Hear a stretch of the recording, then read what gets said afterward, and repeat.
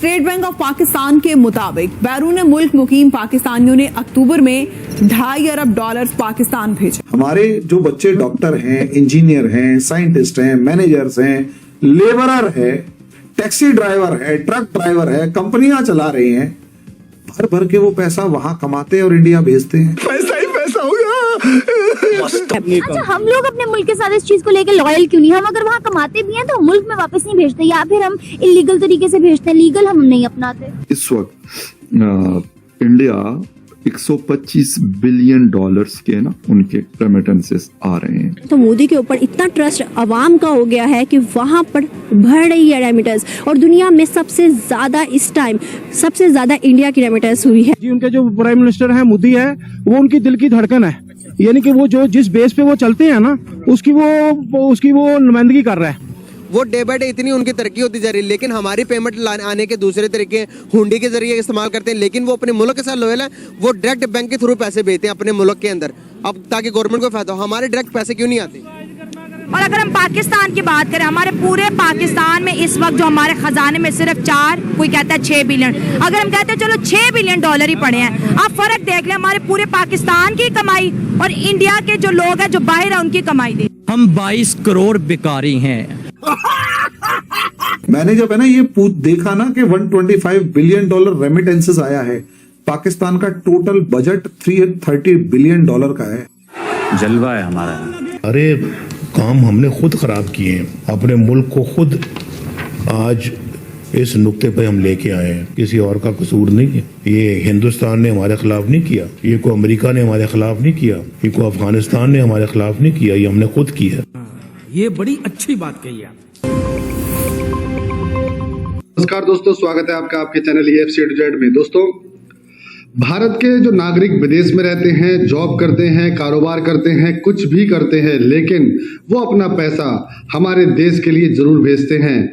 और सबसे बड़ी बात, हमारे सभी भारतीय लोग देश के लिए जो पैसा बाहर से भेजते हैं वो डायरेक्ट बैंक के थ्रू भेजते हैं, जिससे उनका हिसाब किताब सरकार के पास भी रहता है। और भारत के पास इस वक्त दुनिया का सबसे बड़ा रेमिटेंस यानी कि विदेशी मुद्रा भंडार के रूप में बाहर से आया हुआ पैसा जो कि उनके नागरिकों ने कमाया है वो $125 बिलियन है, जो कि पूरी दुनिया में सबसे ज्यादा है।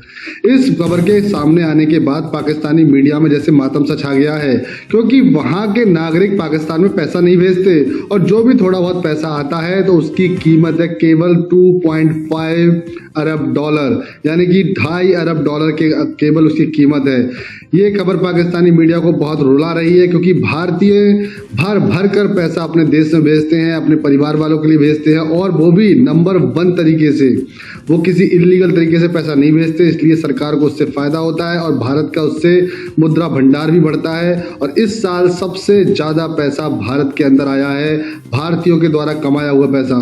तो दोस्तों देखिए वीडियो, कैसे पाकिस्तान इस बात पर रो रहा है, कैसे वहां की आवाम इस बात से सकते में है कि भारत के विदेश में रहने वाले लोग मोदी पर इतना भरोसा करते हैं और मोदी सरकार को सपोर्ट करने के लिए देश का सपोर्ट कर रहे हैं। देखिए जबरदस्त वीडियो। जय हिंद, वंदे मातरम।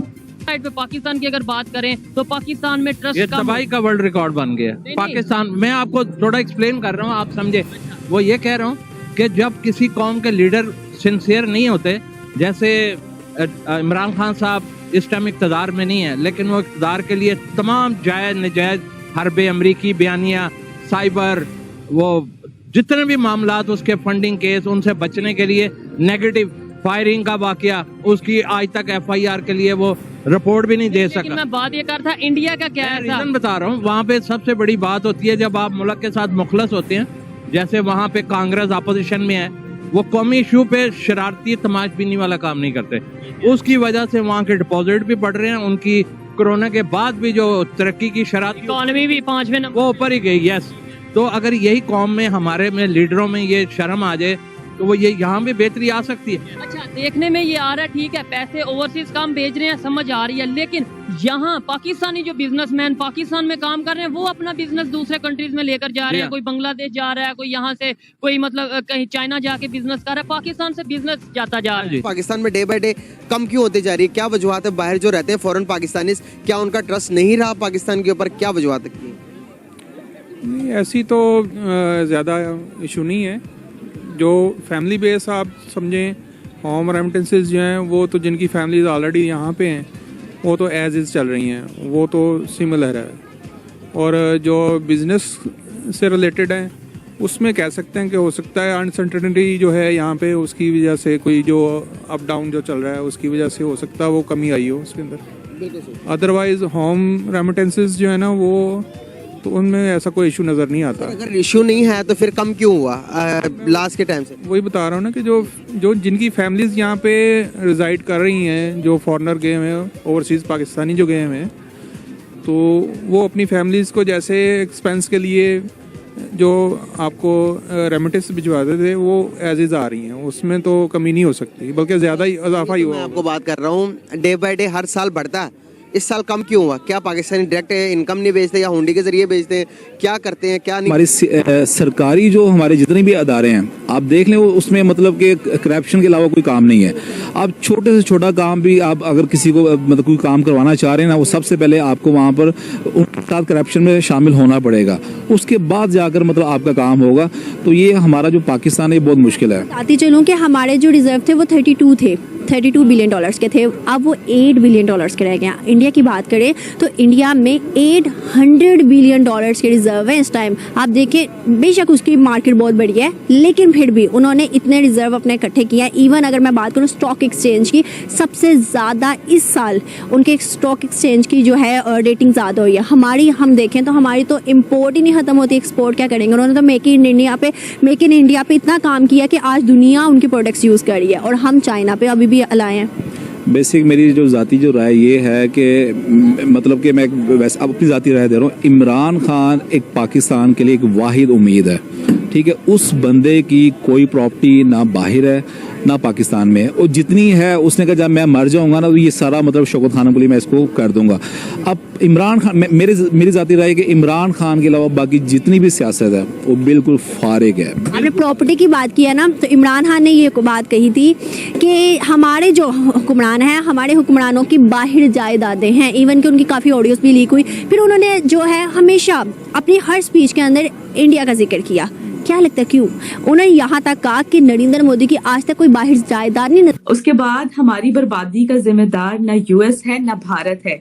नवाज शरीफ साहब ने ये स्टेटमेंट पास की है और यही मौका है कि हमें इंडिया के साथ ताल्लुकात को बेहतर करना चाहिए। जो हमारे मुल्क का हाल है, चाहे वो पॉलिटिकल हो चाहे वो डिप्लोमेटिक हो और खास तौर से इकोनॉमिक हो, कह रहे ये किसी की साजिश नहीं थी, ये ना भारत ने करा ना अमेरिका ने करा। We shot ourselves in the foot. मुझसे हमेशा ये क्वेश्चन हुआ करता था इंटरनेशनल प्लेटफॉर्म्स पे कि पाकिस्तान तो एक टेररिस्ट कंट्री है, उधर कैसे आया जाए, बिकॉज आपको पता है कि इंटरनेशनल प्लेटफॉर्म्स पे सभी ममालिक होते हैं। तो मुझे बहुत बुरा लगता है। उसमें भी भारत का किरदार है। तो आए रोज ही फिल्में बनाते हैं, कभी अजय देवगन को लेके, कभी सनी देओल को लेके, और झूठा प्रोपेगेंडा बेचते हैं। वो आपको बताना चाहता हूँ कि वो दुनिया में अपना स्किल्ड लेबर बेचते हैं।